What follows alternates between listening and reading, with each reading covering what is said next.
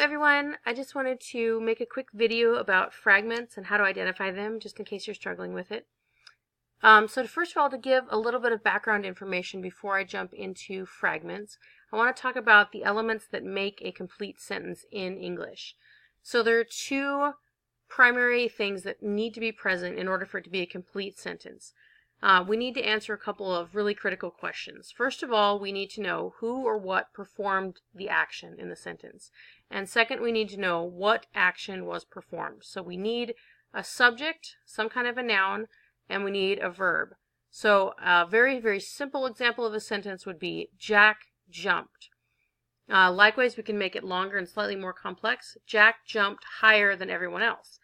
These are both complete sentences because they have a subject, Jack, who the sentence is about. There's also a verb that shows what Jack did.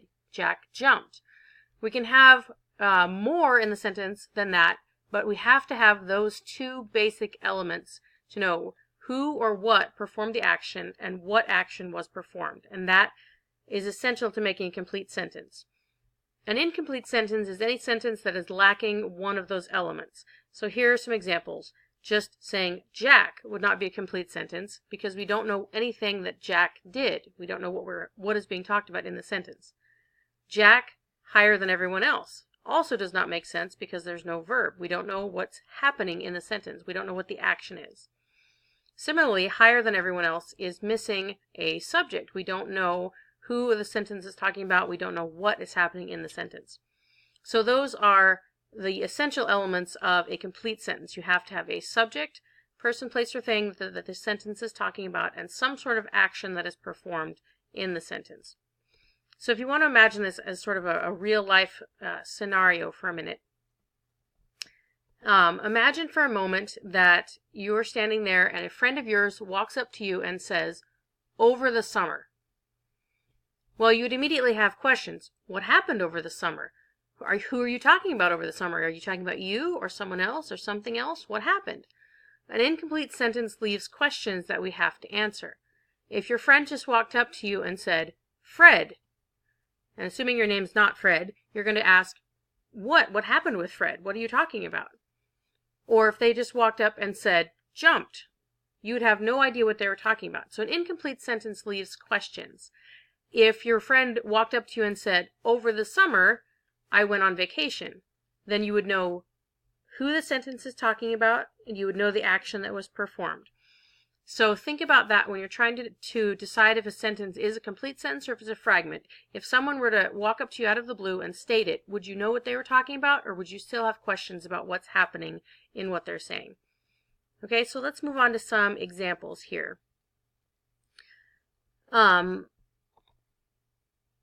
Okay. So talking about a fragment, we talked a little bit about how a fragment has to have a noun, which is the subject, and also an action verb. So when we also are looking for fragments, we have to recognize that sentences in English have to go in a certain order. And that order is subject, verb, object. In order for sentences to make sense in English, they have to be written in general in this basic order. There are definitely languages where it doesn't have to be that way for it to be a proper sentence, but in English, typically it follows this order. So, for example, if we say Jane walked to the store, we have Jane as the subject, walked is the verb. So we have to have that certain order. If we mess up the order, then it's not going to make sense. So, for example, if we say store Jane to the walked, that doesn't make sense in English. It might in another language, but it doesn't in this language. So we have to keep in mind that when we're looking for a fragment, or if we're trying to determine if it's a complete sentence, that our sentences have to follow a specific order in general. Okay? So here's some of those examples of fragments here. So a fragment would be to the store. Why is this a fragment? Well, we don't know who the sentence is talking about. We don't have a subject. We also don't have a verb. What happened at the store? Did we walk to the store? Did we drive to the store? Did someone go to the store? What happened? A complete sentence would be Jane walked to the store. So we've added a subject, Jane, and we've added walked. In this particular case, the store can't be the subject of the sentence because it's not performing an action. So we're going to have to watch out for that. Let me move on here to some more different examples. So here's another example of a fragment. While I was in Europe. Okay, so this is a little different than the last example. If we just said I was in Europe, that actually would be a complete sentence. It has a subject. Was is acting as the verb in this sentence. We know what's happening. However, it's a fragment because we have the word while. The word while causes us to expect that some other information is going to be coming to us. What happened while you were in Europe?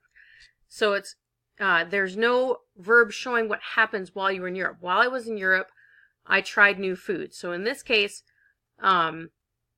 because we're led to expect some more information because of that first introductory word while, that's why that would not be considered to be a complete sentence.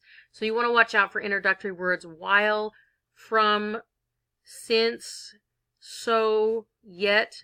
If you see any of those introductory words, remember that you're going to have to look out and make sure that the information that's been implied is finished in the end of the sentence. So that's something to watch out for. Here's another example, and this one's a little bit trickier if you're not as familiar with identifying fragments. So, took the donut. So you might look at that sentence and you say, well, that has a noun, it has donut, that's a person, place, or thing. It also has a verb, which is took. However, the donut is not the subject of the sentence because the donut is not taking itself. So we have to say, okay, so who is the subject? Who or what is the subject in this sentence? So to complete it, we have to add that subject. It could be Fred took the donut, the dog took the donut, and my coworkers took the donut. There has to be someone or something we're talking about that's completing that action. So that's something else to watch out for. Okay, a few more examples here. So here, when it says from LA to New York, again with that from, that causes us to expect some more information.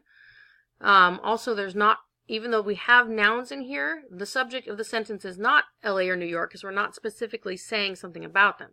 So we might complete that sentence by saying, I traveled from LA to New York. That's one example. While you were at school, that's another one of those introductory words, while. You've got to watch out for those because there can often be fragments if you don't complete the information there. While you were at school, Mom cleaned your room. So that's an example of a way to complete the sentence. Okay, so here's another example of a fragment. Took the car and went to the store. So this one, again, this has a couple of different verbs and a couple of different nouns, but there's no subject. Who or what took the car? What happened in this sentence? So that's another thing to watch out for right there. Some different ways that fragments can appear. Even though you have a subject and a verb, you want to make sure that each element of the sentence makes sense. Again, if someone were to walk up to you and say, took the car, went to the store. And you say, well, are you saying you took the car? Or are you saying someone else took the car? Or what's happening there? So you want to make sure that clarity is in there. Okay, so those are just some examples of things to watch out for. Again, you want to look at your sentence, make sure there's a subject and a verb. And even if there is some kind of a noun and a verb, make sure that you have all the information necessary for someone to understand that sentence. If you were to pull that sentence out of the context of your paper and just say it to someone, would they understand what the thought is that you're trying to convey? Because a lot of times what we're saying makes sense in the context of the paper, but it might still be a fragment because if it were removed from the paper, it would not make sense just standing on its own.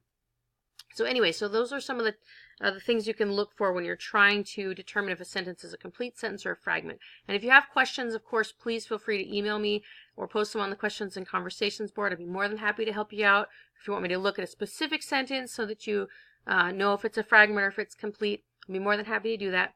So anyway, if you need any more help, please let me know. But I hope that these examples were helpful to you. Thanks so much. Bye-bye.